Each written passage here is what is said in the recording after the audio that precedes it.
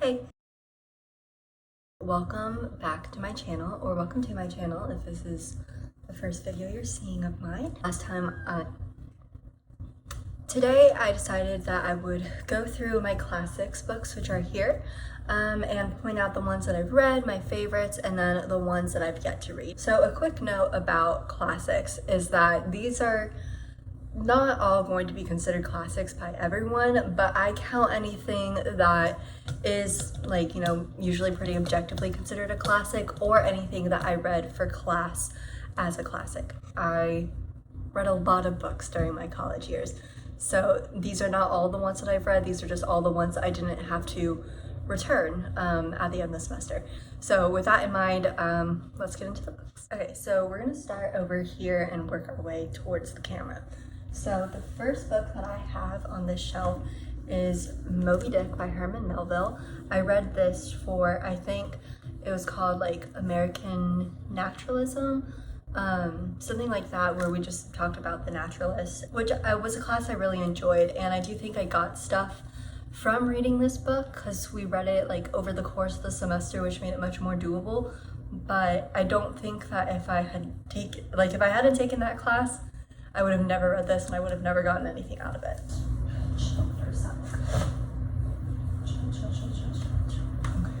That's fine. The next books I have on my shelf are the Lord of the Rings series by J.R.R. The next book, focus. So the next books that I have to show you, I've only read this one, and it took me a year to do so. My goal for this year was to read The Two Towers, and I haven't started yet, so we'll see if I meet that goal. The next book I have is The Hound of the Baskervilles by Sherlock Holmes. By Sir Arthur Conan Doyle. It's the only book that I own that is a Sherlock Holmes book, and I've never read any Sherlock Holmes, so I haven't read this yet. Next I have The Lord of the Rings by William Golding. This one I read back when I was I think 14 or 15, so I definitely want to reread it because I enjoyed it, but I think I'd get a lot out of it more now. Next I read A Wrinkle in Time back in 7th grade. So the camera, which is my phone, is sitting on my cat tree. So we were talking about A Wrinkle in Time, which I read as a kid, and I reread it a couple of years ago, and I don't think I should have done that. Next I have Their Eyes Are Watching God. I've read this a couple times for class and then also on my own. I first read it in high school, and then I read it again in my, I think it was 20th Century American Literature class, and that was a good time. I think this is a wonderful book. Next I have The Handmaid's Tale by Margaret Atwood. Next I have Wise Blood by Flannery O'Connor. I also read this for my 20th Century American Literature class, and I really enjoyed it. I definitely want to read some of her short stories because this book was like a fever dream in a great way. Next I have Slaughterhouse-Five by Kurt Vonnegut. I haven't read this book or anything by him, but my little sibling has and said that it was really good, so I definitely want to give this a try. Next I have Oliver Twist by Charles Dickens. I have not read this one. The only Charles Dickens book that I've read is A Tale of Two Cities, and I don't even own that because I lent it to my brother and he spilled coffee or water or something on it. I do want to read this at some point. I have 1984 by George Orwell.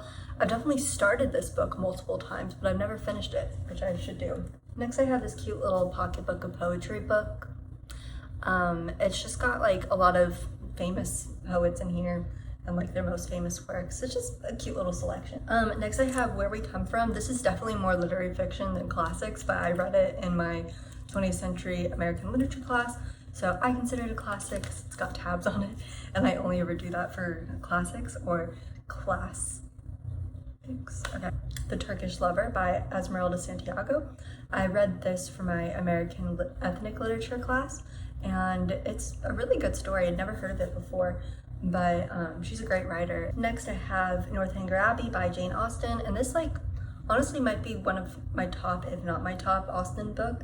I really like Catherine as the main character, and it's very short, easy to get into. Next I have As I Lay Dying by William Faulkner. I also read this in my 20th Century American Literature class, and Honestly was not a fan. Next, I have the first two books in the Chronicles of Narnia series. I watched the movies as a kid, but I never read the books, and I've been trying to read them as an adult. Next, I have I Know Why the Caged Bird Sings, which like obviously was incredible. I did read this in high school, so I would like to read it now.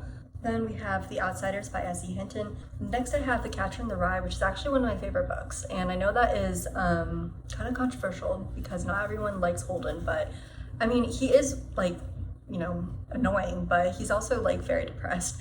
And I think that it depicts that well. Next I have The Diary of a Young Girl by Anne Frank. Existentialism and Humanism by Jean-Paul Sartre. This is not like an introduction to existentialism. It's actually a response to critiques on it, and there's some really interesting points in it. One thing about me is that I love philosophy and hate philosophers. So once you get past the pretentious writing, there's some interesting ideas in there. Next I have two books by the Queen, Toni Morrison. That wasn't nice, mouse. We have Sula and Song of Solomon. Both were amazing. Next I have The Giver by Lois Lowry. Next I have Miss Mouse. I read this for a class that centered around like stream of consciousness writing and like how the self and the psyche is portrayed in literature. I wasn't a huge fan of this book as itself, but I did appreciate that class and what it taught me. Next, I have Pride and Prejudice. This one is my favorite Austen novel. Then I have Beowulf, translated by R.M. Louisa. I took a medieval literature class, and then I took a class all about Beowulf and its translations and adaptations, and this was like our base translation that we use. Next I have Jane Eyre, which I haven't read. Next I have Housekeeping, which was a part of my American 20th century literature class, and this is a beautiful book, highly recommended. Next I have Frankenstein, which I read like for fun by myself, and then I also read it in a class, and I cannot remember what that class was. Half of my college experience was during the pandemic, and I was just looking at professors through Zoom cameras, so I don't remember everything. I know I read it in class, and I wrote a really good paper on it. Next I have Anna Karenina. I can just show you this length, and you know I haven't read it. Next I have Great American Short Stories, from Hawthorne to Hemingway. I read so many short stories throughout college, and a lot of them really stuck with me, so I saw this in like a half price books or something, and I was like, oh, that would be a great collection to have. Next I have Persuasion. This was actually the very first book I ever read for college. Has anyone seen the Dakota Johnson adaptation of it? That was funny. I haven't seen it, but I just find the concept funny. Next I have The Great Gatsby, which I've read like more times than I can count. It's gorgeous book. Next I have The Stranger, which is another book that I've read for class and on my own because I feel like every time I read it, it kind of like messes with my brain a little bit more. Then finally I have Little Women, which I have not read, but this is our September book club read. And no, it's our August book club read, so it is coming up. I do like classics, I just very rarely read them because they're not the kind of books where like I can just sit down and really like read through. Like they're not the kind of books I read for entertainment, they're more the kind of books that I read to like take something away from it, like either as a reader, as a like appreciator of literature, or as a writer. So I don't read them very often, but they do stick with me. Like they leave much more of an impact on me than I'd say like my average read. I will hopefully be getting to these at some point, and we can maybe talk about them together. That would be fun. But thank you for watching and watching me. Again, the outros are awkward. It's really awkward, for me at least, but you've already seen all my cats, so they say bye. They say thanks for watching, and we will see you next time.